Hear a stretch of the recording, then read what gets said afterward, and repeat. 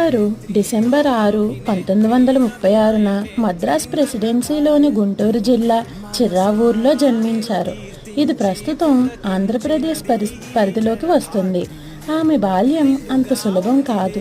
ఆమె 6 నెలల వయసులోనే తండ్రిని కోల్పోయింది.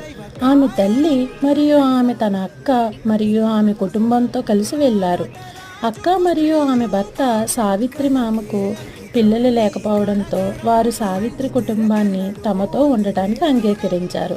కుటుంబానికి డబ్బు సంపాదించాలనే ఉద్దేశ్యంతో ఆమె మామ కొమ్మారెడ్డి వెంకటరామయ్య చౌదరి సావిత్రిని చిన్నతనంలోనే కళలను పరిచయం చేశారు. ఆమె నాటక ప్రదర్శనకు వెళ్ళింది. సావిత్రి చిన్నతనంలో తన భరతనాట్య నృత్య గురువు ఆమెని ఎగతాళి చేశారని, ఆమె చాలా బాధపడి దానిని ఒక సవాలుగా తీసుకుని అతను ఇతరులకు నేర్పించడం గమనించడం ద్వారా నృత్యం నేర్చుకుందని చెబుతారు.